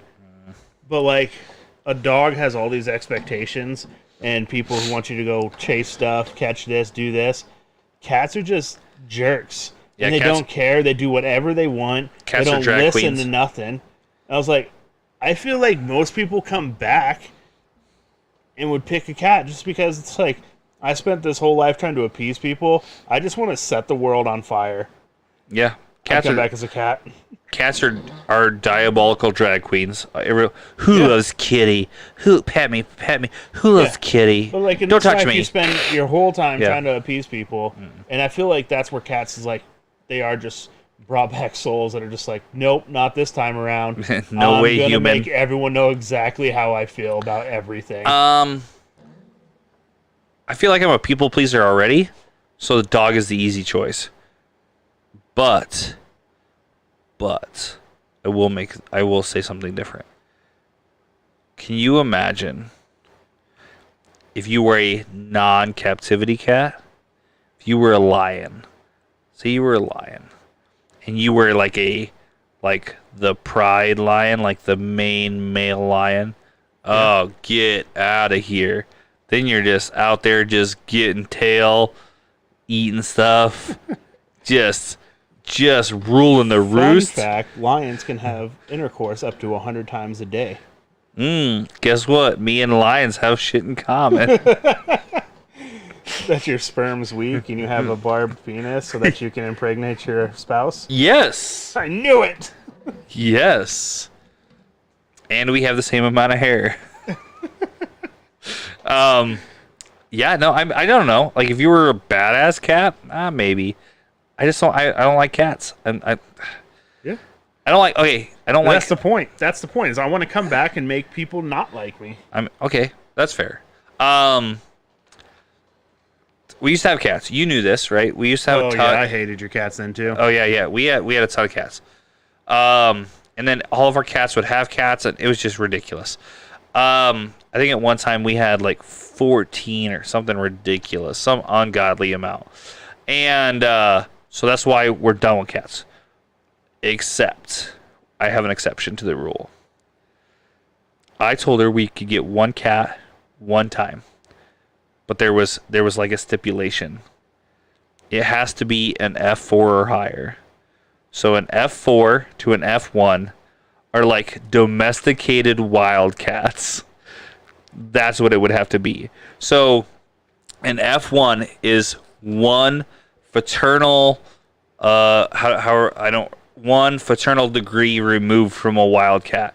So essentially a bobcat and a domestic cat mate, an F1 is the next progression. So that would be the baby of that one. And if that one and another one made it, then it would be an F2 and yada, yada. So the further down the F, like, you know, whatever, train or whatever. How many Fs you're going to give? The higher the F number, the closer to a non-feral cat they are. Than a non-wild cat. But an F1 can stand like 6 feet tall on their hind legs or something like that. Can you imagine coming into somebody's house and this like small cheetah of a cat just rolls through, and then like when they eat they sound like wildcat. I'm like, man, that would be really dope. And then you go take your cat for walks and stuff. Like, I think it'd be cool. So I told her there was one exception. Okay. The one exception is spending Still has to be spayed or neutered. Yes. The one exception is spending $3,000 on an F1. It's whatever. But it would be the coolest cat ever. Can you imagine a cat that lays down on your couch across the entire back of the couch? It's my rug. I just think it'd be cool. I just think it'd be really cool. All right. Is it grind my gears now? It is. I don't have any more of. All right. Well, so you already heard my grind my gears. If you got one, you go ahead, and then we'll go into mine. I absolutely hate how reliable women are. Oh gosh, get out of here. Okay. All right, here we go. Let's hear it. Is there any more of that? You got any more pink fluffy unicorn over there hiding in that can? Not much. Okay, I'll still drink it. I know though that if I'm running ahead of the schedule, I can always rely on the woman in my life to make me late. And I know that if I'm in a hurry on the road, I can rely on a woman to drive super slow in front of me. I'm so glad you went this way with it. Oh, man. I just hate how reliable it is. I am so going to pile the hell onto this. Okay. I hate how reliable they are after you spend 6 hours looking for anything in the house. They walk in, take 3 steps, and find what you've been looking for the whole damn time. You know why? Because it's not in the place that you put it in, and they put it there so they know where the hell it's at. Sorry, I know I yelled that, but let's keep going on this. I love And hey, how reliable they are when you say something and you are listening to them the whole time. And that one time you check their phone when they haven't been staring at you at all the entire time.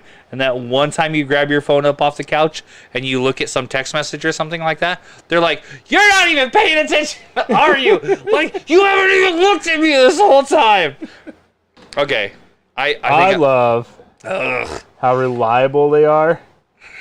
That they will yell at you for having a shirt on the couch.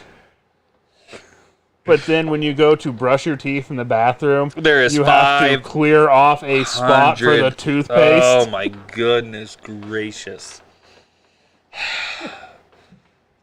This could be this could turn I don't want to go down this rabbit hole.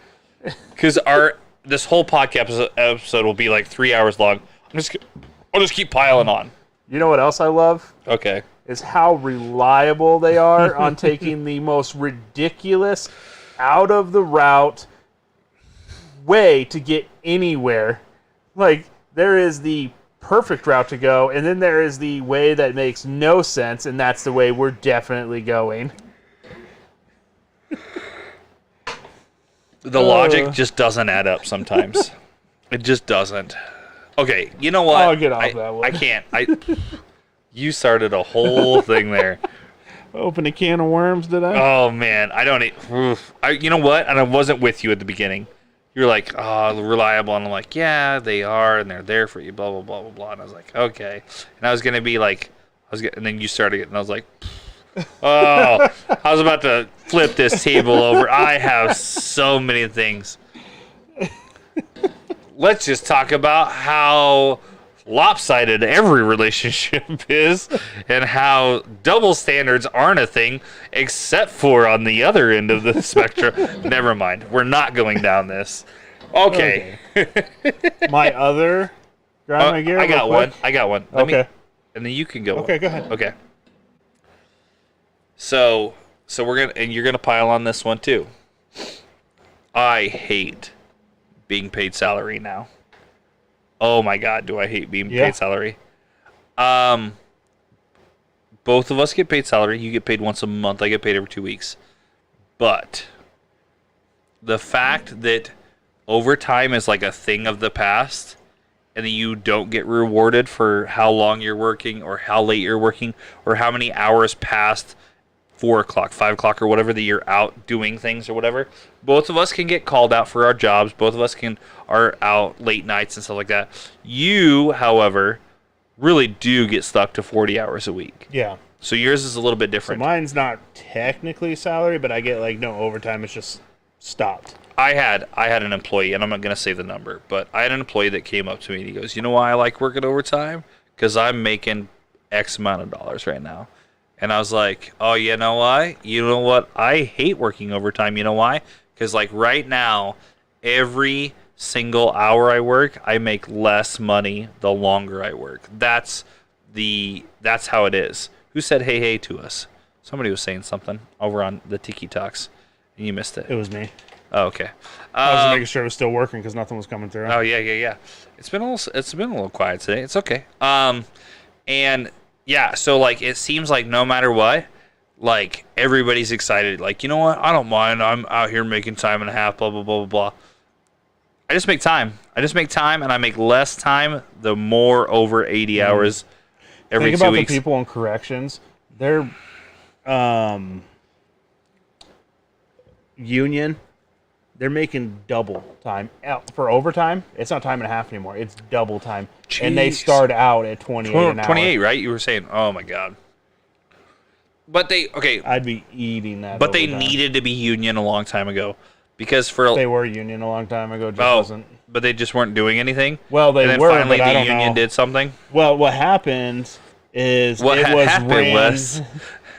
corrections was ran so terribly that they couldn't keep anyone for more than a couple weeks, and they had to go emergency status, and you ended up having like 12 staff to 900 inmates. So, and they said, you know what? all we can do now is just toss a bunch of money at it and hope for the best. So you're starting to see that in other fields, and I'm seeing it more and more, and not just mine and not fast enough. well, we're starting to see it in ours. Not necessarily my position, obviously, but they're starting to see the fact that like you can't get quality help anymore.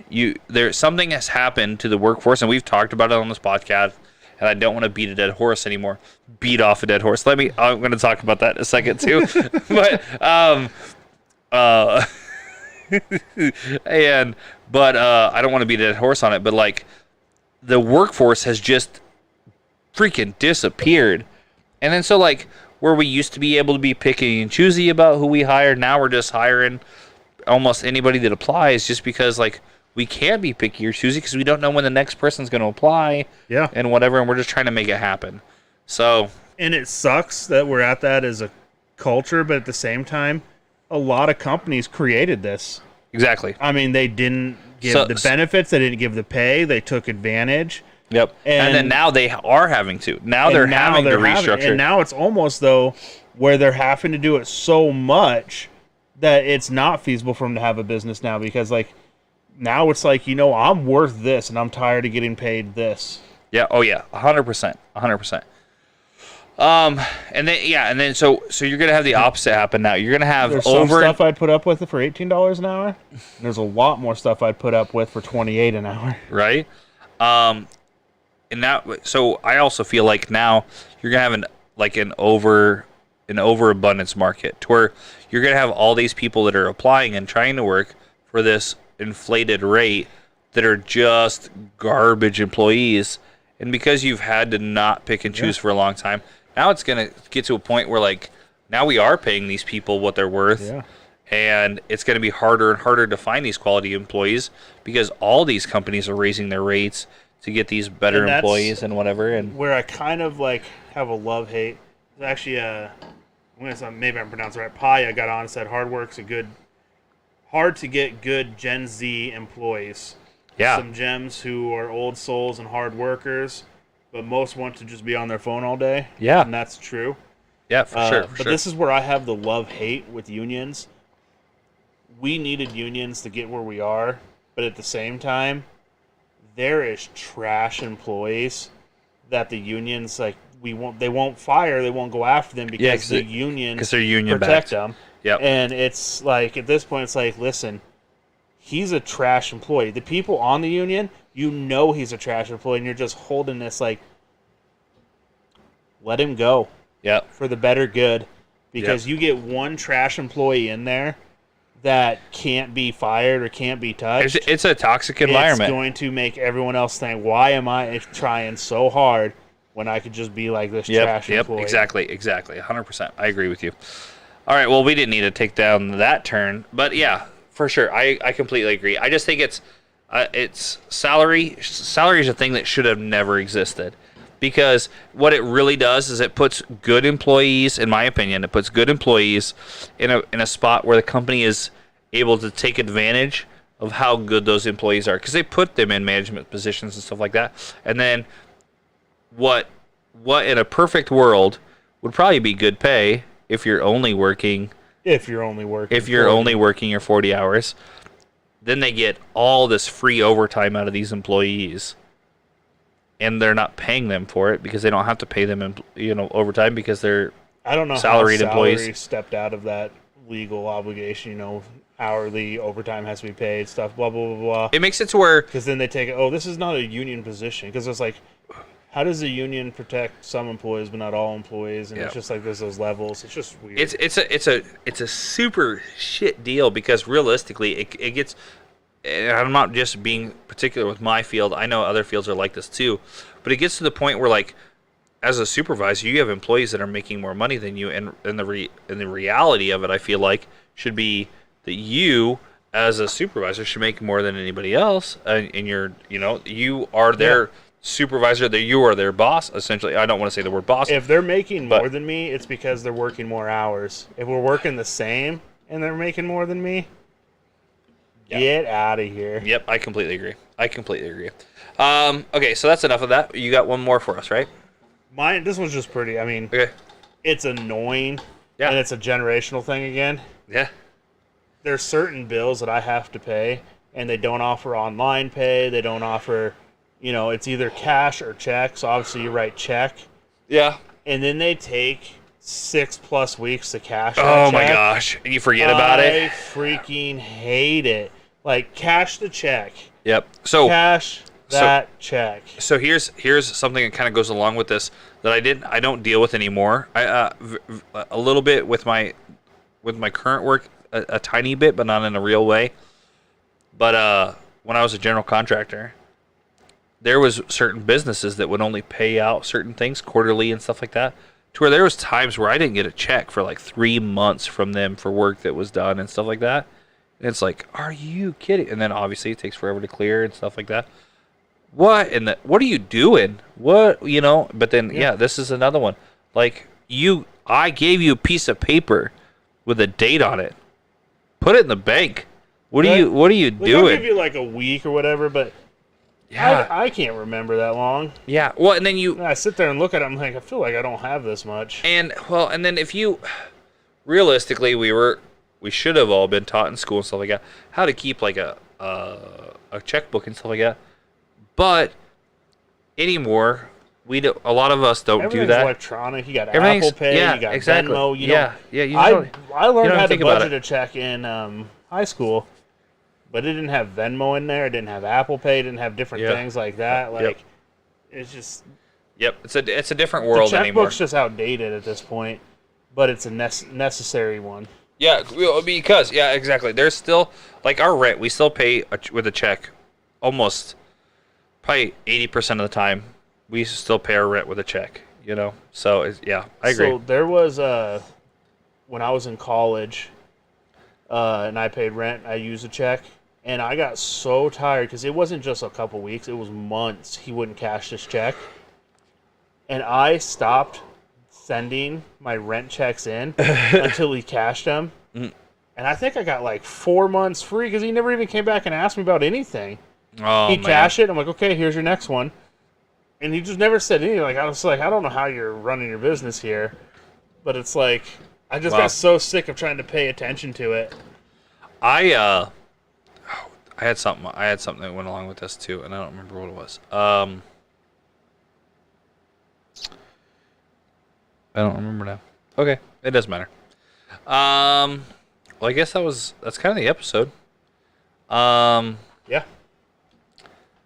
Sorry to go out on such like a dull note here, but we rabbit holed a lot this episode. We really did. I completely agree, and that's kind of the great thing I feel like about this podcast is the fact that we don't just we're not pretty stringent on stuff. Like we can rabbit hole and make quality entertainment out of rabbit holing.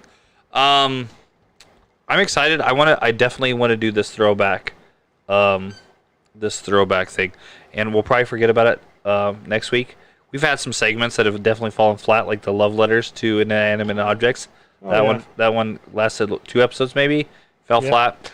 And so this one, maybe it'll be a little bit funner. We can talk about, we'll talk. I believe grammatically it would be more fun. What did I say? Funner. Did I say funner? You did. Sorry. It's recorded. Everyone knows now. Well, Idiot. you know what? This is. I do cable for a living. Guess what? I don't have to type funner into a text message or anything like that. Like, I don't care. So my grammatical errors are fixed with like a right click of a mouse. Talk to text even. I don't do it. I speak a completely different language because I'll do talk to text and it doesn't even get close to what I'm saying. I gave up on talk to text a long time ago. Because it never does it right. So, well, we're damn near at 2 hours. Yep. I don't even know what date we're next at. This is the 14th, so we're probably hop on your calendar. What's the next date that we're going to be on? Well, you know what? What? It's going to be the 28th. Oh yeah, 14 and 14. And I am going to be in Colorado. You're a piece of trash. So we are going to have to discuss. Disgust. Did you say disgust? I say disgust. Disgust. We're gonna have to disgust. We're gonna have to disgust. Maybe the next episode. Well, what I might do Are you? So you're gonna be in Colorado? Yes, Is your whole family gonna be in Colorado? all of us. Okay, well that takes Sari out. Maybe we'll have Tina back on. Maybe I'll have Tina in here for a co-host. She'll be in Colorado with me. Son of a where did I have an invite to this and I missed it or what? Absolutely. Are you You lying to missed me it. right now? Is it right now? Like you can if you Yeah, can make I it work, can't believe you didn't hear it. we could take this whole setup to Colorado. Sounds sus to me. Well shit. I don't know. Maybe I'll have to bring on a different guest and we'll just still have an episode. Yeah, I'll just Skype in. Honestly, we can make that happen. Not Skype, but we can make that happen. You could do If it. the reception's good enough where I'm at. If you have you have to have a. It's not even a reception. You have to have a decent internet connection. That's it. So if even like cell phone, I've done it with just cell phone, not Wi-Fi before. So if you can do that, we can do Streamlabs or we can do StreamYard, and you can. We can give it a whirl. We can either try that or we can have a. I could bring in a second person too. Maybe I'll. You're pretty fast to replace me. Well, you know what? I'm trying to keep a schedule here, bro. 3 episodes we missed because of you, and I say 1, you're like, I'm going to get you out here. I know. Softball was my excuse. It wasn't because I didn't want to do it. We'll figure it out. All right. Maybe I can get G-Wagon over here. He'll be there too. Son of a fucking... I see. Do you see how this is? Like, I'm talking about trying to get this guy in my wedding and stuff like that, and, like, I didn't even get this invite to, like, all of his friends but me are out. Fuck this guy. Anyhow. God damn. That fly's done with you. Fucking fly. Damn thing.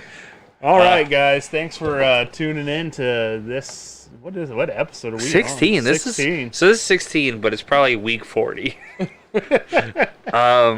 Episode 16, Unlikely Role Models podcast. We've loved you. You've loved us. I appreciate that. If you have suggestions for things you'd like to see on an episode of Unlikely Role Models podcast, you can hit us up on all of our social medias. You can contact us via the old interwebs. Our email is unlikelyrolemodelspodcast@gmail.com. You can DM us on YouTube. You can DM us on Facebook and on Twitch and Twitter, but we're not going to check Twitter. I mean, I have it. And if you do not follow these two jolly fat guys on TikTok. the TikToks, go over there and follow us. It is Unlikely Role Models Pod, all one word, over on the TikToks. We got 2 videos up. We're gonna continue to try to not put content up there and just see if you guys can go over there.